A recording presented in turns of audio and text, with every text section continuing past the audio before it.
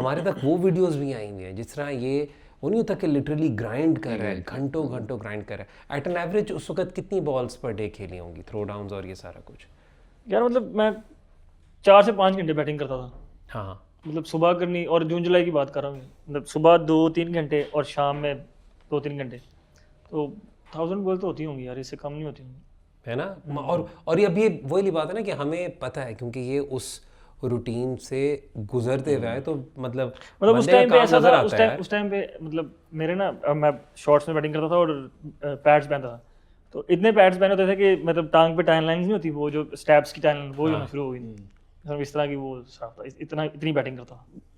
नहीं, और वो फिर अल्लाह ताला ने फिर उस तरीके से उस मेहनत का अजर हाँ, मैं भी उसी दिया ना। सीजन की बात कर रहा हूँ, उस सीजन में मतलब पाकिस्तानी टीम में आ गया था, मैं उस सीजन में 950 स्कोर किया था, and then I got to the Pakistan team, खेला, मतलब मैं टीम उसके के साथ पीछे रहा। ना, अब ये बात तो आप कर रहे हैं कि इतनी मेहनत कर रहे हैं, लेकिन अगर आप उसके पीछे ये देखेंगे ना कि इसका गोल कितना बड़ा था, कि क्या सोचा था, इसका माइंडसेट क्या था। इसका माइंडसेट यही था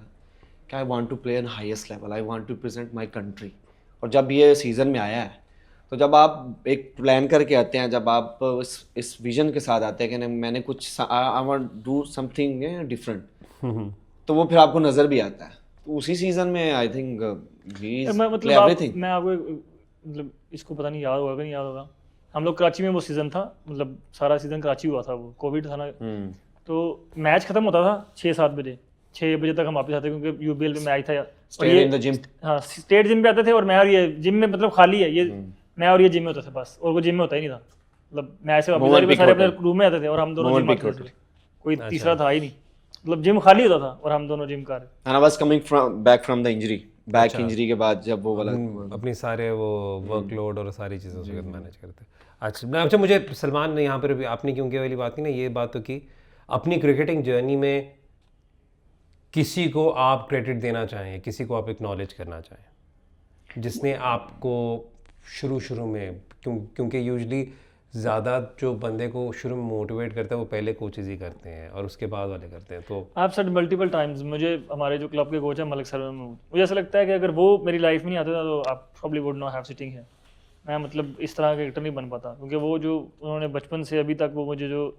एक बताए बेटे की तरह किया उन्होंने, जहाँ पे ज़रूरत पड़ी है कि उनको डांटना है वहाँ पे डांटा भी है, जहाँ पे उनको लगा कि अभी प्यार से बात करनी, तो वो मेरे ख्याल से वो मेरी लाइफ के जो मेंटोर, अगर किसी एक का नाम लेना, अगर ये डांटने और प्यार करने से अलावा जो है ना, मुझे लगता है सबसे बड़ी जो चीज़ है कि आपको रास्ता जो दिखाते हैं ना, कि इस वे में आपने मेहनत करनी है, इस वे में जाना है, इस वे में नहीं जाना, अपने इस वे में जाना है, दैट्स वेरी वेरी इंपॉर्टेंट। हाँ ना, तो आपके करियर में कौन था? My elder brother, he made me, he give everything. ज़बरदस्त है। और मतलब कि ही ऑलवेज सेड के know you have to play Pakistan, तूने पाकिस्तान खेलना है। तू इमेजिन कर कि तू इंडिया में खेल रहा है, इंडिया से फाइनल जीता है, we won the final but not in the India. और ये वो बातें थी जो मैं रोज़ सुनता था, और पावर ऑफ मैनिफेस्टेशन कहते हैं और इस टाइप वाली बातें।